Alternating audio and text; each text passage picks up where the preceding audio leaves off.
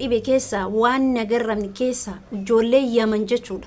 Dhala yaman yoo jaarsa walotti maaliif jaarsa walitti hin deebine akka jinni isin jibbisiisu godhammoo maaluma dhiirri yaman keessa dubartii hin barbaada garuu mootu dubartiin immoo hin barbaadu. Kafiyaalleen amma jadidiin baqataa jirti. Sumayyaan saido baqataa jirti. Bismillahirrahmanirrahim. Amalle debe ayyun amantaan isii yeroo lamaaf muslimummaa qabataa jirti. Amantaa isa akka ta'e hin beeku. Ani mootu ijoollee yaman maal rakkoon isin qabdan? Roza yaman teete, Sumayaa yaman jirteete, kafiyaan achumatti dhalattee guddite. Isillee nama ani saido ani jadid hin barbaadu.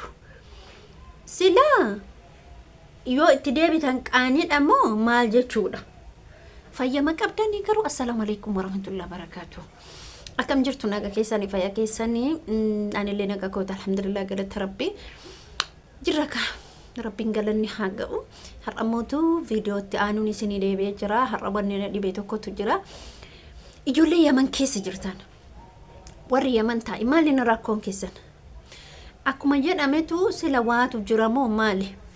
Yoo dhiirsa keessanii wal dhabdan ilma keessanii dhiirsi keessan akka ilmaa walitti hin deebine gootan ofii dhiirsan barbaaddu ofii dhiirsa keetitti deebuun barbaaddu ilmi kee akka dhiirsa ilmi kee akka abbaa arguun barbaaddu Rozaan akkasi heeruman barbaaddu Kafiyaan akkasi eenyunni Sumayaan akkasi silaa ni ka jedhu si bichaa miti caaltu takkittetu jaarsa weeraree soqa jechuudha miskiinati.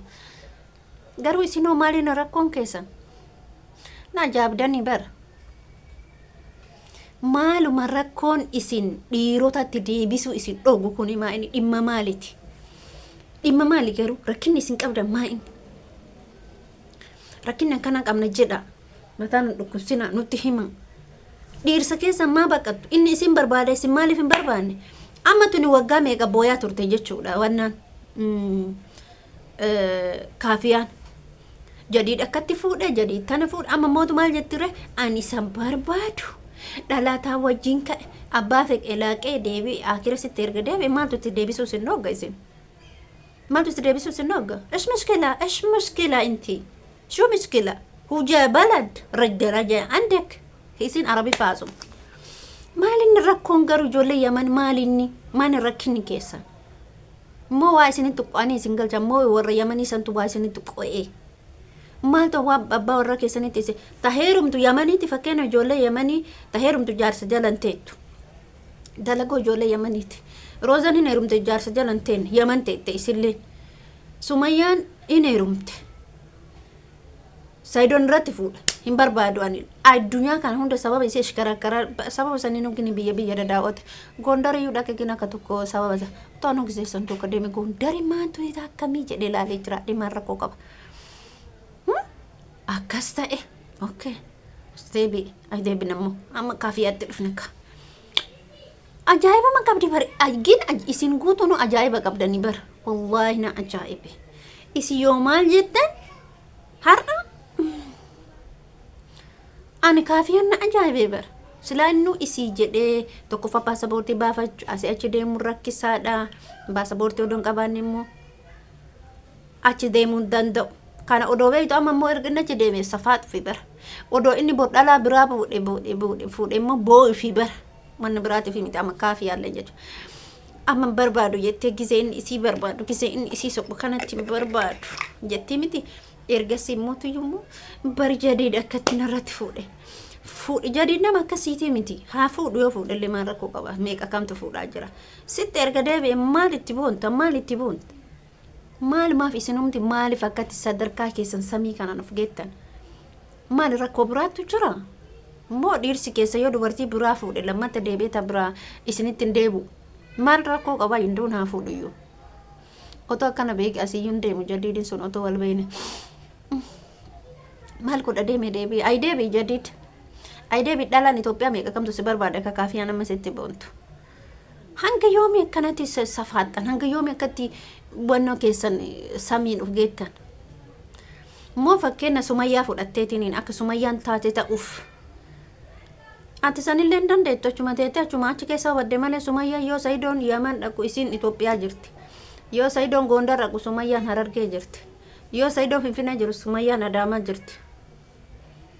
Hin dandeettu sanillee kafiyaa. Kafiyaa gara gabaabaa kanatti deebi'ee maaliif isiniin jedhe beektu? Nama gaafa kabajjee kadhattee dhiirri jechuudha. Si kadhattee gaafa daangaa si dabarfatte gaafa daangaa ati darbite bakka daangaa darban akka Sumayyaa kan argitanii. Sumayyaa nama daangaa darbite waggaa tokko teettee jechuudha. Daangaa darbite miti ammoo erga daangaa Sumayyaan darbite maaltu dhufare? Tabiraatti dhufa. Kafiyaan yoo daangaa darbite eenyu dhufare? Boru Faaxuma seena, Kariima seena, Na'iima seena. Rakkoon hin jirtu ati kafiyaa jechuudha. Kanaaf ijoollee Yaman rakkina qaban jedheetiin yaada akka waliigalaatti maaltu rakkoo maaltu isin keessa jira? Budaa maaltu isin arge? Duraan jaalala walii qabdanii, duraan kabaja walii qabdanii, duraan hajji qofa namni achi keessatti. Baran ammoo kafiyaan amma Sumayyaa jalaa tamaarteetanii ammallee isillee jadiin ashkarakkara jirti addunyaarra.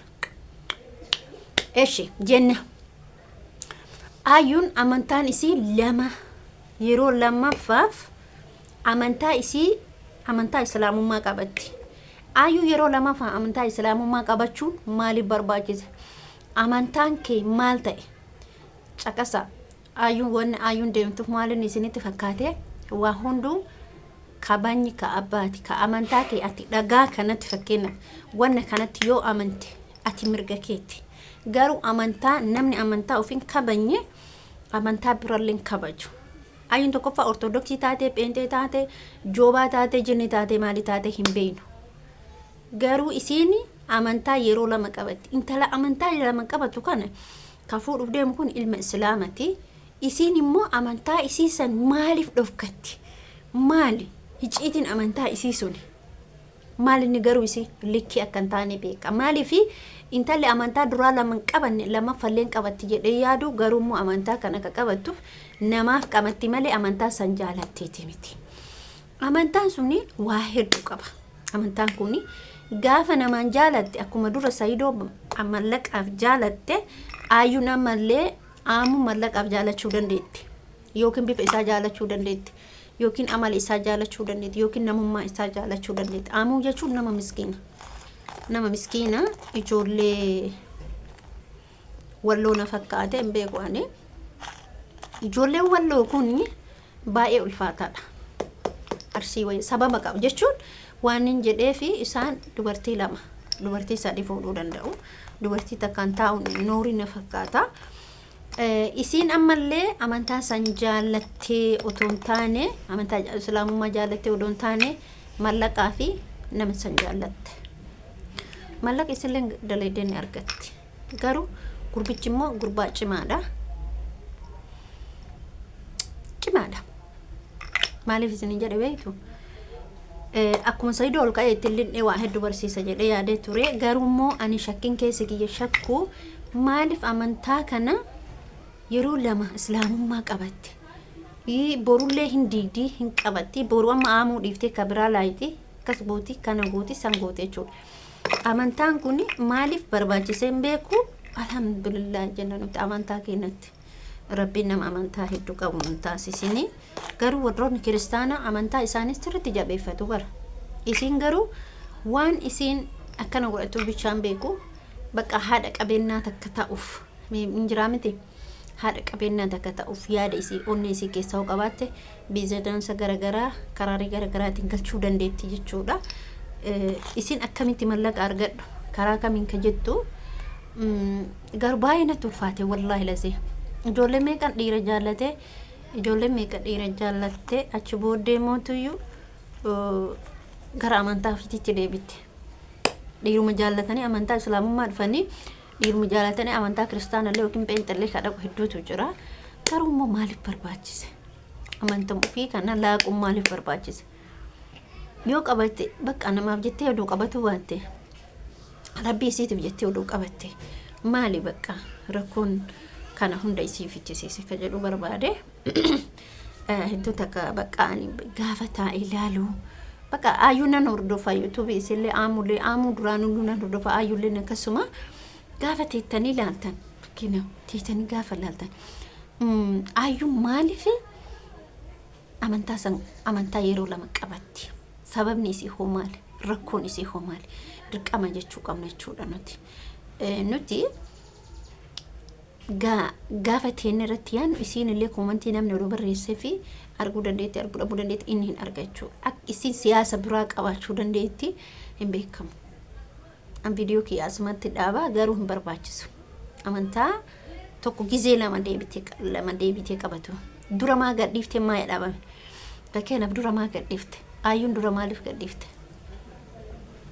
bakka amantaa islaamummaa dura maa gadhiifte lammaffaa maa itti deebite ilaalchi kun himaa inni ilaalcha biraati ilaalchi isiin qabdu ilaalcha biraa kanaaf immoo dirqama isiin namarra amantaa ijoollee amantaa isii heerumuu qabdi dhuguma isiin hin jedha yaa wanni isiin hojjetaa jirtu kun nama gammachiisu qaaf keessatti qaqqabdan ilaaltan kana fakkaata warra yamaniidha warra Itoophiyaadha akkas godhatuse